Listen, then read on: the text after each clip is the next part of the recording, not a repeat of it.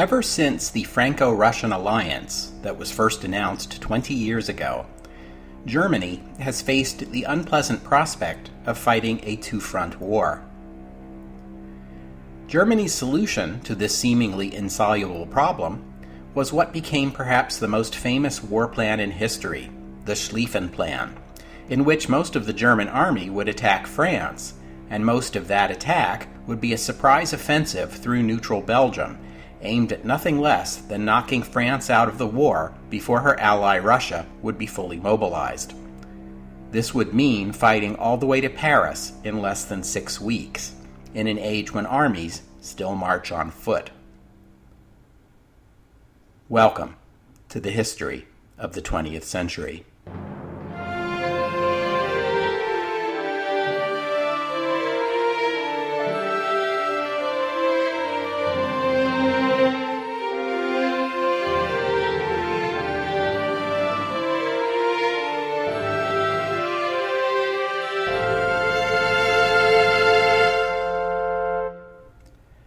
Episode 80. Keep the right wing very strong. When the Great War began in 1914, it had been not quite a century since the last general war in Europe. A lot had changed in that not quite a century. But it isn't as if there were no wars among the great powers during this time. There were plenty. There were the wars of Italian unification. There were the Crimean War, the Austro-Prussian War, the Russo-Turkish War, and the Russo-Japanese War. There were the Boer War and the Spanish-American War and the Philippine War. Most influential of all was the Franco-Prussian War of 1870. All of these wars had lessons to teach. Military planners picked up on some of these lessons and ignored others. We've discussed this at some length on this podcast. Back in the Napoleonic era, France astonished the world by converting its citizen republic revolutionary zeal into mass conscription, and fielded armies capable of defeating all comers. When Napoleon invaded Russia in 1812, he commanded a force of nearly 700,000 soldiers, a mammoth army larger than anything Europe had ever seen before.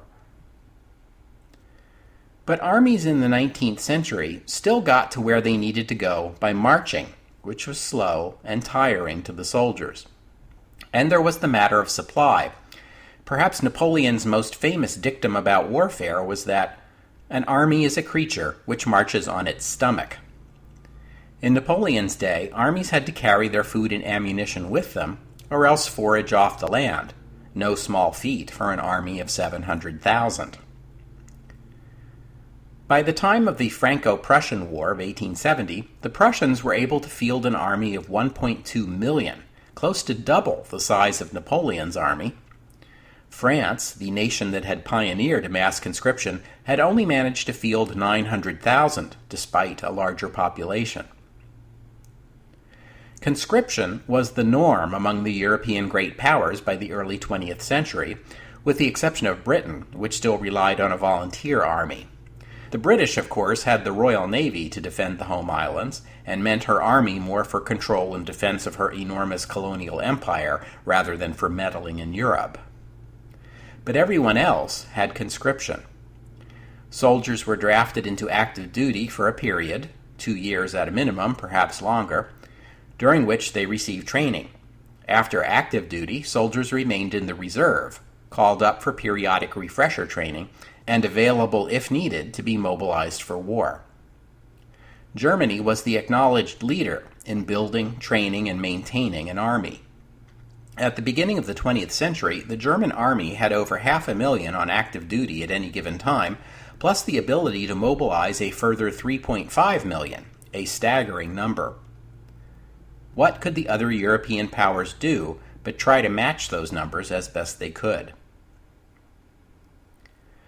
Populations were growing in every country in Europe, and a larger population means a larger potential army, but large armies pose complex logistical problems.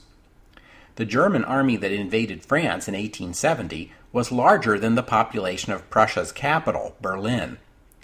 You need trains, lots of them, moving in a coordinated way to assemble a force this large. Railroads also make it possible to feed and supply your army directly from the farms and factories of your home country, even as it advances into enemy territory. So armies no longer have to carry their own supplies or forage, but all these soldiers and all these supplies and equipment have to be shipped to just the right places at just the right times. That takes a lot of planning. And then there's the problem of moving these large formations. You can't just point and tell a whole army, go that-a-way, the way generals did in the old days. You try that, and you're likely to create huge traffic jams and mass confusion, during which your army will fall victim to a surprise attack from an enemy army that has thought ahead and already solved all these problems. And that brings us to Field Marshal Helmut von Moltke, who was the Chief of Staff for Prussia, and then for Germany, for over 30 years. Now, I've already mentioned a Helmut von Moltke, who was Chief of Staff in the 20th century, and indeed is Chief of Staff as the Great War begins in 1914. That Helmut von Moltke is this Helmut von Moltke's nephew. The Moltke I want to talk about right now, the uncle, sometimes called the Moltke the Elder, was the mastermind of the Prussian victory in 1870. Moltke was born in 1800. His family was one of the Junkers, the great Prussian landowning families. Junker is a contraction of the German words Jung Herr, or young lord. In contrast to German aristocrats from Western and Southern Germany, whom the Junkers dismissed as effete and self-indulgent, the Junkers were disciplined, conservative, devout, and valued duty and honor above everything. Those Western and Southern aristocrats dismissed the Junkers in return as stiff, pompous, and narrow-minded, a stereotype that lives on to this day. But whatever else the Junkers were, they were excellent soldiers and had a long tradition of military service. Aristocratic Junker officers were the backbone of Prussia's amazing army during the reign of Frederick the Great. 2 centuries later, the descendants of those same Junker families went to war for Hitler in 1939. Moltke was a typical Junker. He also had a keen mind and was highly educated. And as the Industrial Revolution unfolded, and armies became larger, and the world in general more complicated, Moltke was one of the first to grasp modern concepts of management of large organizations. He understood the need for uniform systems, procedures, and training, dedicated planning, and a shared sense of purpose. Margaret Macmillan says in her excellent book, The War That Ended Peace, that under different circumstances, Moltke might have become Germany's Henry Ford. As it was, he became the man who invented modern warfare. A key innovation was the General Staff, a whole new concept in organizing armies. Field officers couldn't be expected to take on responsibilities like devising railway timetables. They needed to focus on combat. And so the General Staff was there to worry about the management side of modern warfare. Prussian field officers continued to be aristocratic Junkers who thought in terms of duty and honor and keeping up morale and setting a good example. General Staffs were more of a meritocracy. These officers were more likely to be commoners, but also more likely to be highly educated and have accomplished resumes. The role of the General Staff was nothing less than to plan out the war ahead of time. Staff officers collected and studied maps and drew up railway timetables, kept abreast of equipment and supplies, collected information on potential enemies, their armies, equipment, and likely strategies, and drew up mobilization plans for times of war, often multiple plans for multiple contingencies. These plans were hundreds of pages long and had to be tested and revised continually to keep them relevant. The Franco-Prussian War was the moment when all Europe found out how useful these innovations could be. The French believed themselves to be as well prepared as the Prussians, but soon learned otherwise. The Prussians were able to get German troops where they wanted them, when they wanted them, while the smaller French army was consistently slower, more confused, and more likely to leave stragglers behind. The result was a brilliant Prussian victory and the creation of Imperial Germany. The other result was that every other great power in Europe got itself a general staff and started drawing up mobilization plans. This leaves the Germans with a problem.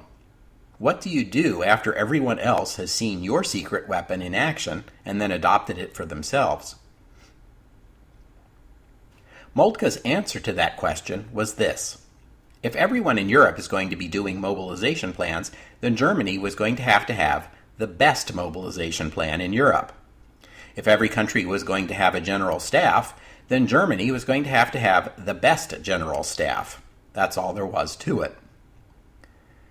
And the German general staff was widely recognized across Europe as the finest soldiers and strategists. There was a saying at the time that there were 5 perfect institutions in Europe: the Vatican, the British Parliament, Russian ballet, French opera, and the German general staff. And that brings us to Moltke's successor as Chief of Staff, Feldmarschall Alfred von Schlieffen. Schlieffen was born in 1833 to another Junker family with a history of military service, and was chief of the German General Staff from 1891 to 1906. Unlike Moltke, who was something of a Renaissance man, he wrote poems and novels in his spare time, Schlieffen had a reputation of being strictly military, first, last, and always. He reputedly read accounts of famous battles to his 2 daughters for their bedtime stories. He's also said to have been out on a drive one day when one of his subordinates pointed out a nearby river and remarked how beautiful it was. Schlieffen supposedly glanced at it, scoffed, and dismissed it as an insignificant obstacle. There's a good chance you already recognize his name as being associated with the famous Schlieffen Plan, the campaign plan executed by the Germans at the beginning of the Great War. What came to be called the Schlieffen Plan was drawn up by many people in the General Staff, of course, not by one man working alone, and the plan was further modified after he retired in 1906. Still, history calls it the Schlieffen Plan. Schlieffen loved military history, and his favorite battle was Cannae. That was the battle in which the Carthaginians under Hannibal destroyed a numerically superior Roman army by outflanking and encircling it. We've all listened to the history of Rome, right? He also studied Sedan, the crucial battle of the Franco-Prussian War, in which the German forces surrounded a French army and captured Napoleon III himself. Schlieffen drew the reasonable conclusion that a numerically inferior army was capable of defeating a larger one by relying on the shrewd use of flanking maneuvers. Schlieffen became Chief of Staff just as the Franco-Russian alliance began to come together, as we've talked about. Once that alliance had been accomplished, it became the responsibility of the General Staff to draw up mobilization plans for possible wars with France, or Russia, or both. And so they did. There was a battle plan for a war against France only. There was a plan for a war against Russia only. And there were 2 plans for the contingency that Germany might find itself at war with both powers at the same time. In that case, Schlieffen and his staff reasoned, the German army could easily find itself outnumbered on both fronts, and defeat seemed likely, unless something clever was done. The something clever they came up with was this. Instead of Germany dividing its army into 2 equal halves, and thus ensuring both halves would be outgunned and overwhelmed, it would make more sense for Germany to divide its forces into something like an 80-20 split, with the smaller force taking a purely defensive position on one front, possibly with the help of Germany's allies, Austria and Italy, while going on the offensive on the other front. And so there was a plan for a Russian offensive, with a holding action against the French with Italian assistance, and a plan for a French offensive with a holding action against the Russians, with Austrian assistance. As time passed, though, the Russian offensive plan fell out of favor. Although Russia had the larger army, it would be slower to mobilize, and was generally regarded as inferior to the other European armies, especially after the Russo-Japanese War. But Russia was large, and a mass German offensive into Russia ran the risk of getting bogged down for a long time, especially if the Russians retreated and forced the German army deeper and deeper into Russian territory, as they had done to Napoleon in 1812. While all that was going on, the much better French army would quickly mobilize, presumably go on the offensive, and it was not at all clear that a thin defensive screen in the west would hold the French back for all the time it would take to finish off the Russians. And doubly so if the British got involved. And so, the plan for a war against the Franco-Russian alliance, the one that history calls the Schlieffen Plan, would be the other one, the French offensive with the screening force to hold off the Russians. The Russians would be easier to hold back because they would take longer to mobilize and not fight as well even after mobilization. Also, the presence of the Austrian army on the Russian left flank meant that Russia could not devote her full strength to an offensive against Germany alone, but would have to contend with the Austrian army as well. When you consider how valuable that Austrian army would be in the event of a Russian offensive, then you begin to understand why Germany has been so keen on keeping Austria as an ally throughout this period, especially once Italy began to drift away. Another attraction of the Western offensive is that France is a smaller country. It would take much less time to march an army to Paris than to St. Petersburg. And the historical fact is that German armies defeated France in a matter of weeks back in 1870. If history could be made to repeat itself, and France defeated as quickly again, it would be feasible to come to some kind of armistice agreement with France, and then wheel the German army around to the east, taking advantage of Germany's well-developed rail net, and then begin a whole new offensive against the Russians. So that's the Schlieffen Plan in a nutshell. And in the early years of the 20th century, as the Triple Entente came together and Germany increasingly felt surrounded and isolated, and the prospect of war against either France or Russia alone without the other one intervening seemed increasingly remote, the Schlieffen Plan became Germany's master plan for survival. I say survival because German elites increasingly felt hemmed in and believed it was a question of when, not if, there would be a showdown between Germany and her enemies. The Schlieffen Plan offered Germany the key to unlocking the cell in which her enemies were attempting to imprison her.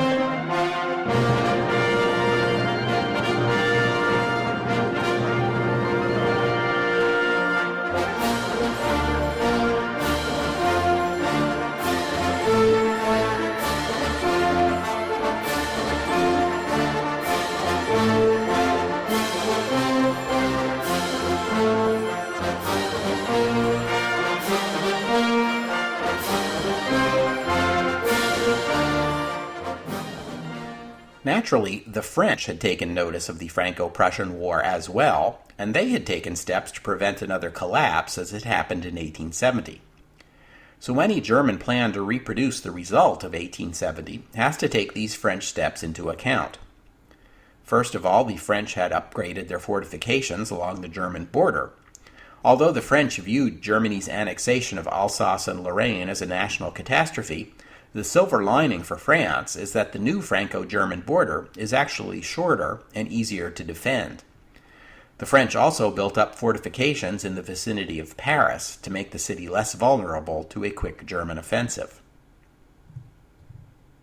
Remember how I said Schlieffen loved to study the Battle of Cannae and admired flank attacks? His answer to the question of how to take France out of the war in spite of her improved fortifications was the largest flanking attack ever conceived in military history. The German army in the West would have only limited defensive forces along the border with France. The bulk of the German force, over 90%, would be positioned for a lightning invasion of Belgium. Belgium was at this point an independent nation for about 75 years. She had never fought in a war, and her neutrality was guaranteed by all the major powers, including France and Germany. During the Franco-Prussian War, both sides had scrupulously respected Belgian borders. French units had surrendered rather than escape the Germans by crossing the border. Germany had no grievance against Belgium, but Schlieffen would argue, and the German General Staff would come to accept as a foundational principle, that necessity decreed a German advance through Belgium, and Luxembourg, and the Netherlands as well, in Schlieffen's original formulation. Unfortunate? Yes. Regrettable? Yes. But absolutely necessary. This mass offensive would pass through Belgium as quickly and efficiently as possible, securing the roads and railroads for communication and supply, and continue on into France, along a route the French did not expect, a massive right hook that would cut off and incapacitate any French attempt to attack into Germany farther south, as well as sweep across northeastern France, cross the Seine, and isolate and capture Paris itself, in precisely 40 days.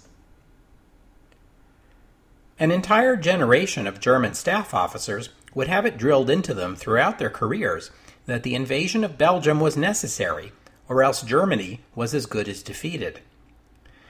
They would come to view this as self-evident, to the point that the German General Staff and government would be surprised, when the hammer actually came down, that the Belgians and the rest of the world didn't see it the same way. In fact, this was a weakness in German war planning. I already touched on the question of decision-making in Imperial Germany in episode 41, and we see the same problem here.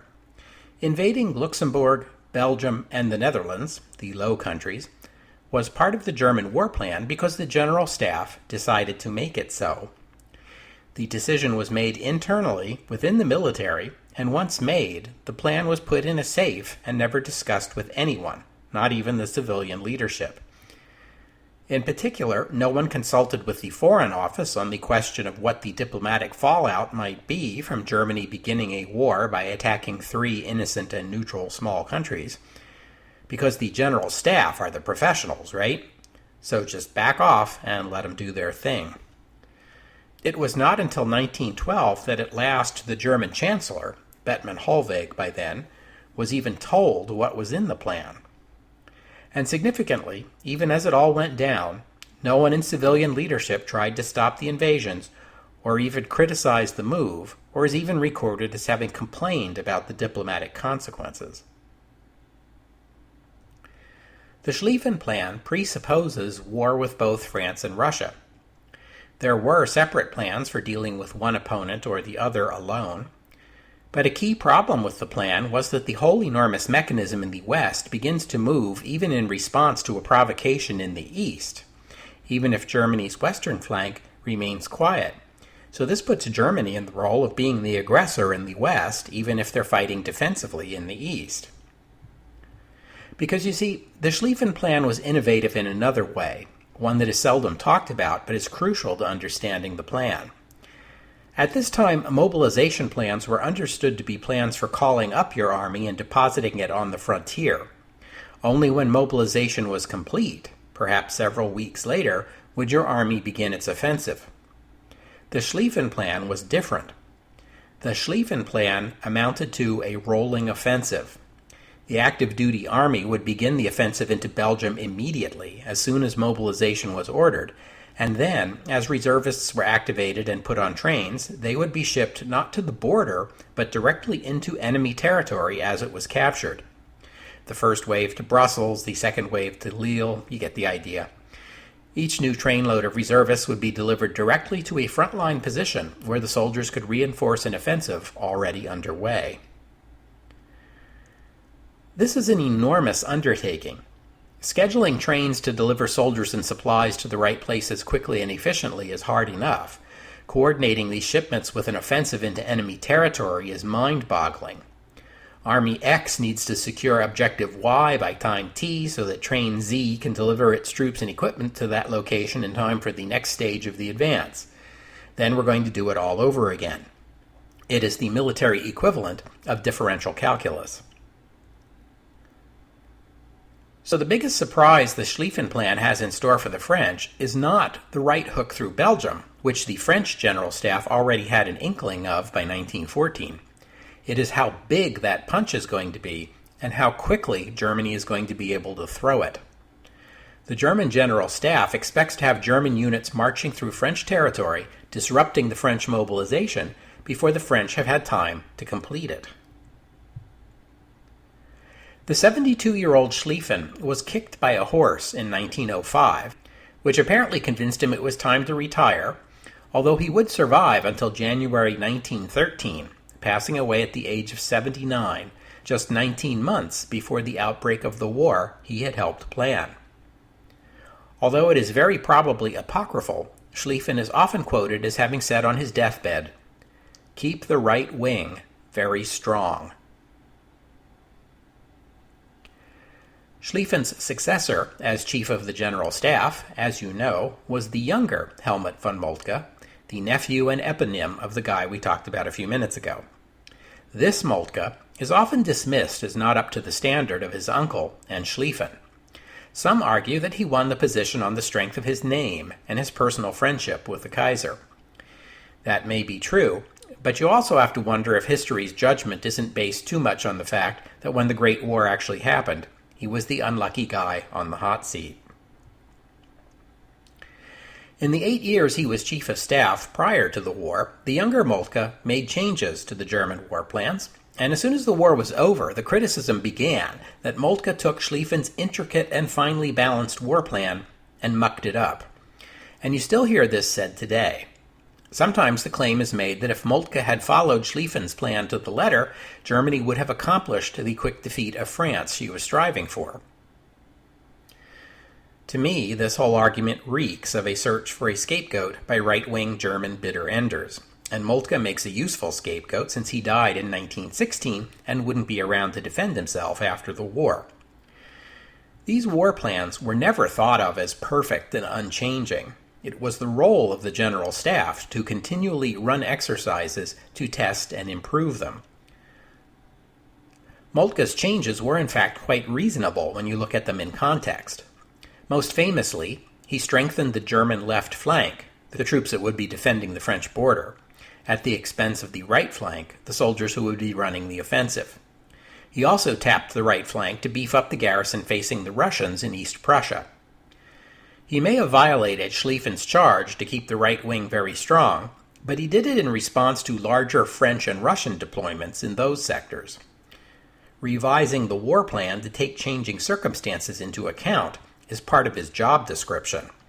The suggestion that it was somehow Moltke's responsibility to preserve every jot and tittle of the Schlieffen Plan exactly as it had been laid down in 1906, even though the French and the Russians were shifting around their own deployments, doesn't stand up to 2 seconds worth of scrutiny, yet somehow this bit of German right-wing delusion is still with us today.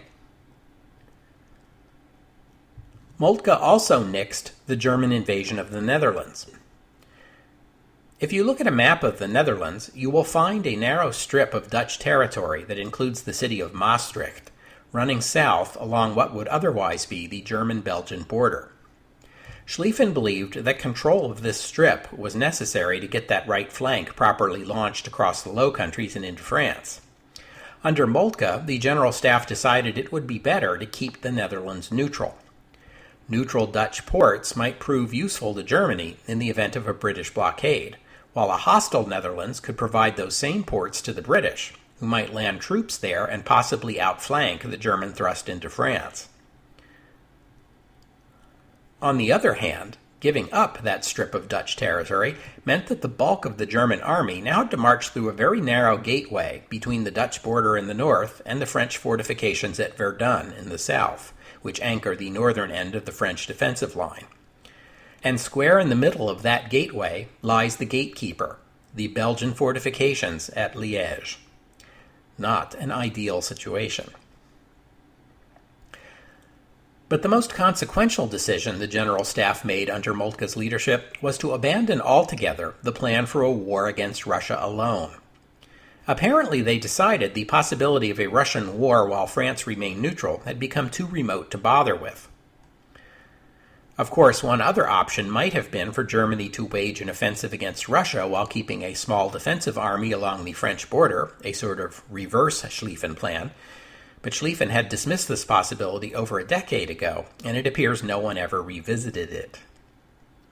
In hindsight, if you want to imagine a set of circumstances under which Germany actually wins this war, you might well start with this scenario, the reverse Schlieffen Plan.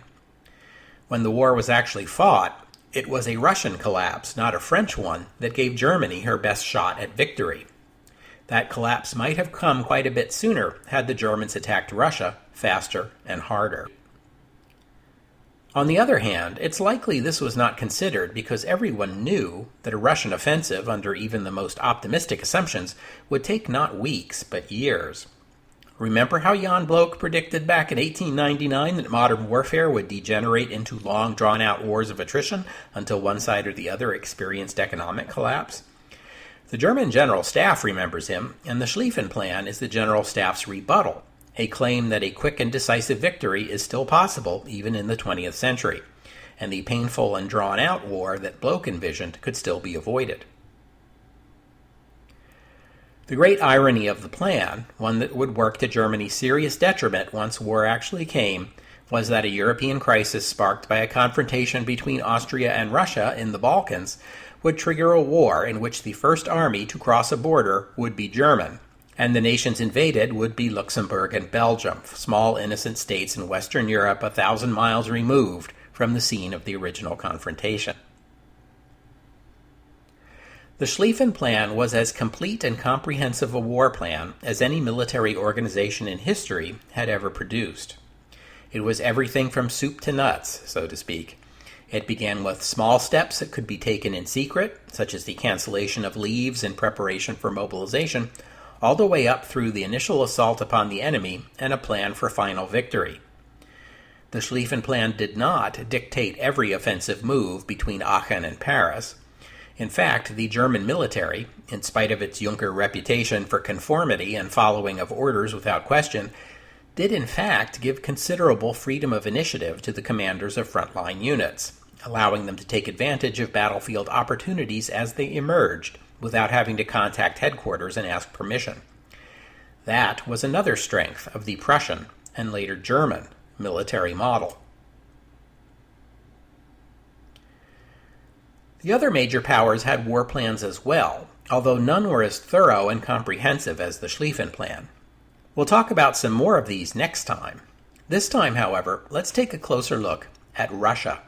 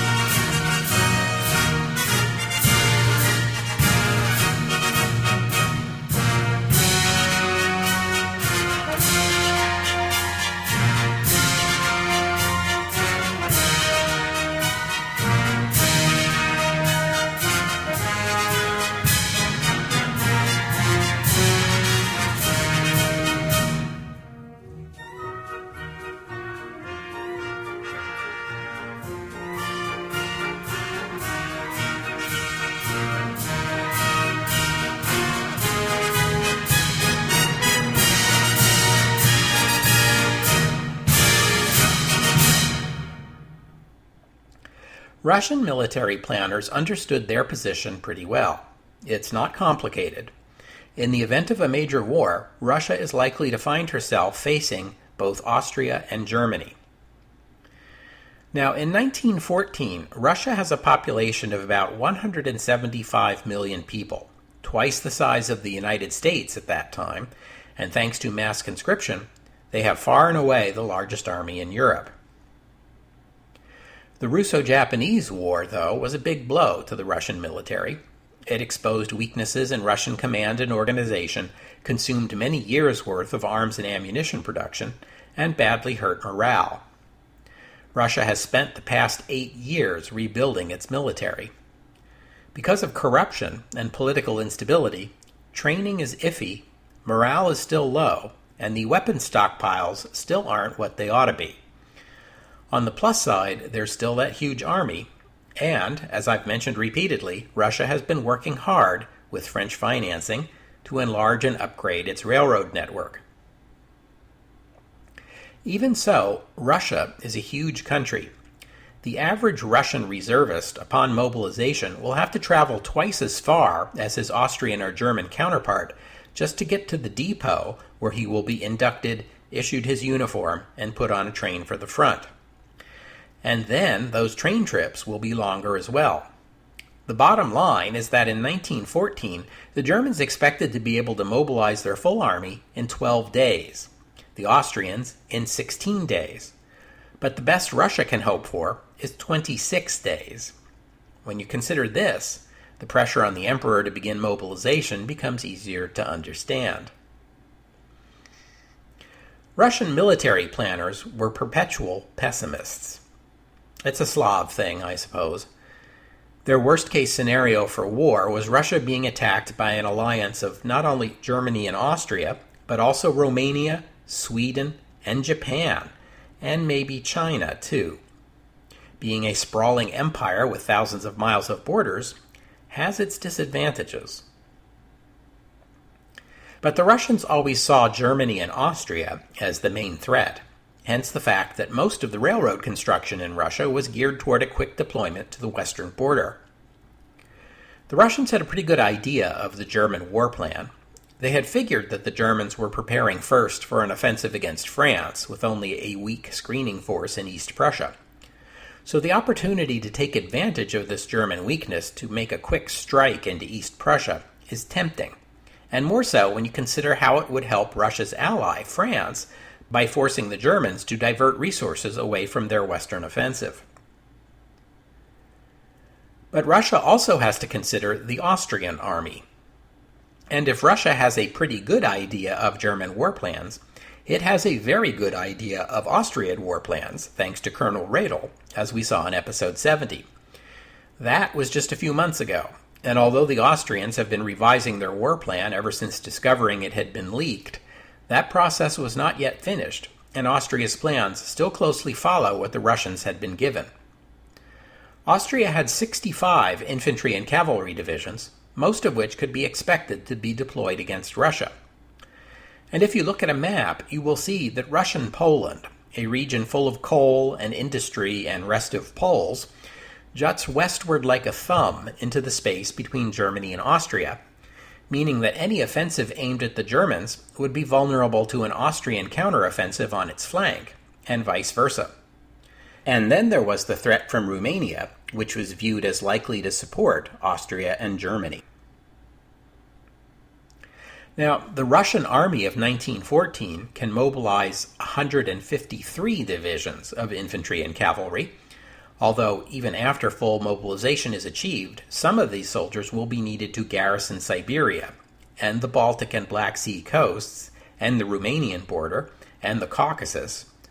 So that leaves about 107 divisions for action against Germany and Austria.